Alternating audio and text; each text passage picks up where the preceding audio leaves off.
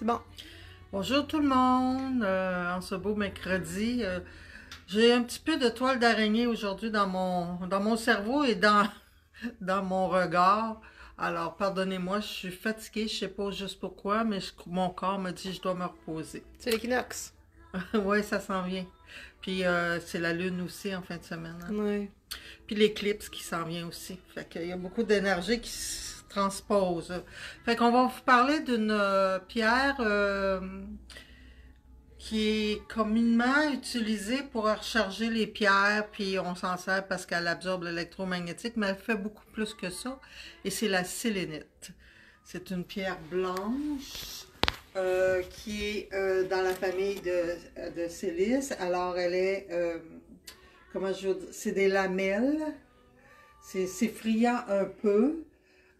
C'est une pierre, il y en a beaucoup au Mexique, il y en a au Brésil. C'est une pierre qui, de base, elle nous enracine et elle nettoie tous nos chakras. Elle les ouvre et elle leur permet d'avoir une rotation harmonieuse, à peu près tous de la même grandeur, de la même grosseur et à la même vitesse. C'est une pierre qui va absorber l'électromagnétique, donc c'est bon à mettre proche d'un ordinateur. À côté de où on recharge nos cellulaires, des choses comme ça. Tu want to say it in English a bit? Bonjour, Guylaine. Non, pas tout de suite. Alors, après ça, c'est aussi une pierre qui nous permet de mettre notre aura dans son état qu'elle doit être. Elle est utilisée en méditation pour nous emmener dans nos sphères angéliques. Elle est utilisée par la magie blanche pour ouvrir et fermer des cercles avec les... En méditation. Elle est utilisée aussi en magie blanche pour ouvrir et fermer les autels. Elle peut avoir une forme d'atamé ou de couteau, comme on appelle. Elle peut servir, comme Kim vous a montré au début, des bols pour mettre nos pierres dedans et les recharger. Il y en a qui sont aussi gravées. Fait, une comme ça va servir pour de la méditation. Toi, ici, c'est avec les chakras. Oui, puis ici, j'ai un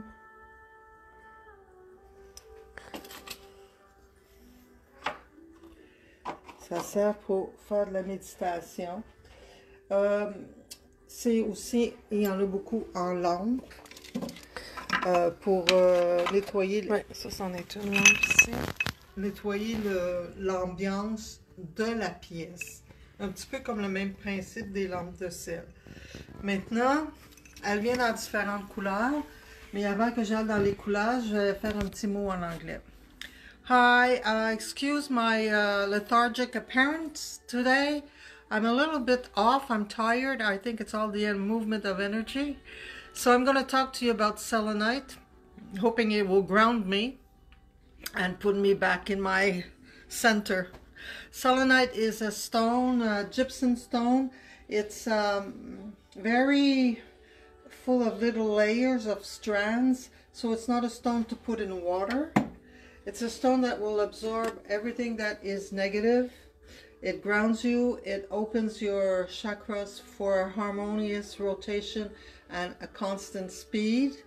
It's also a stone that will charge other stones, and it absorbs electromagnetic. You see, like pieces like this, you hold in one in each hand, and it will help you find your balance.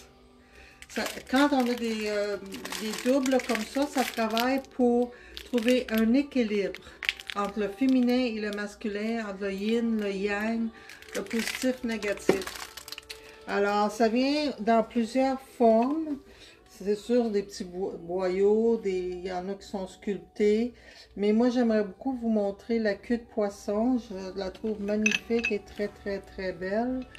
C'est une forme qui va nous permettre d'aller encore dans les profondeurs plus intenses. Le sel qui est en queue de poisson, elle traite tout le système nerveux.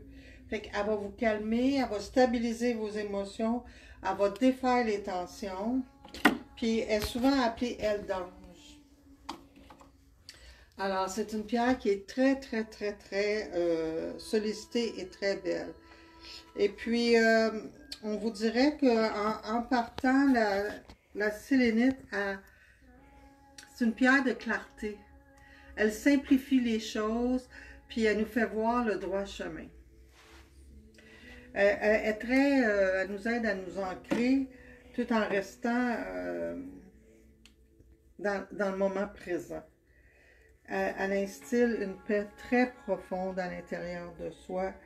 Elle est...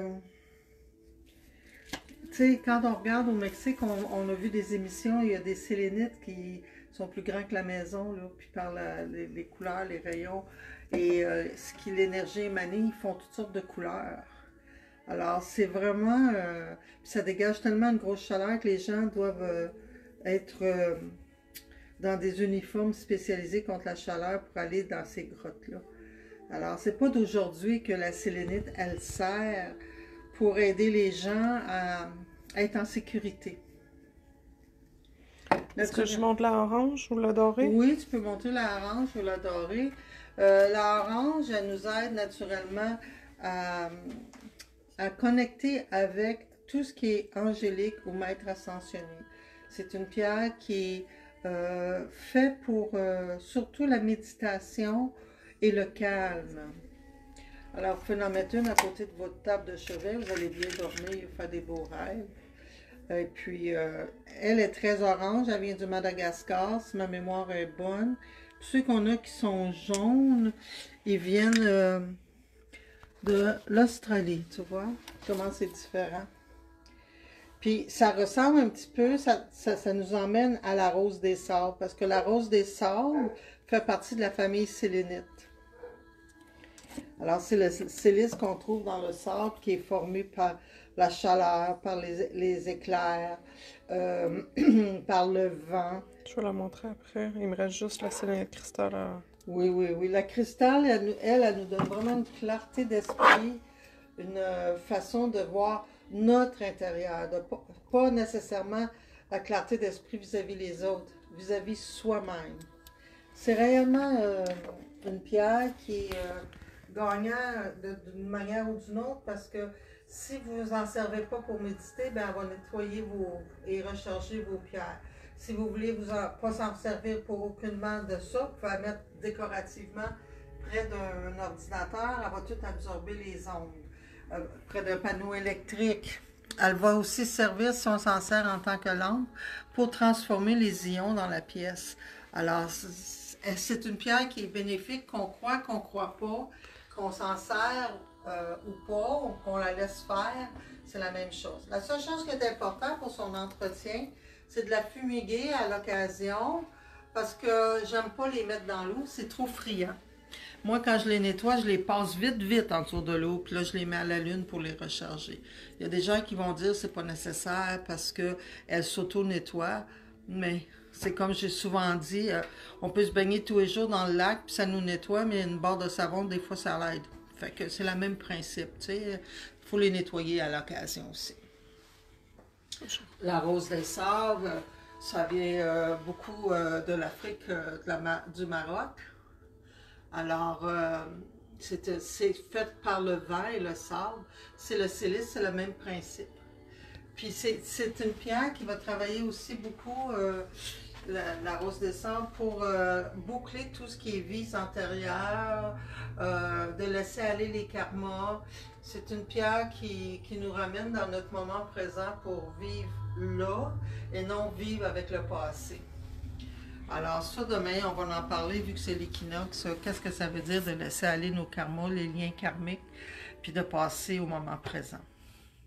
Fait que je vais vous couper ça un petit peu plus court aujourd'hui. Et puis, je vous souhaite une super belle journée. Et on se voit demain. Merci. Bye bye. Bye everybody. Have a nice day.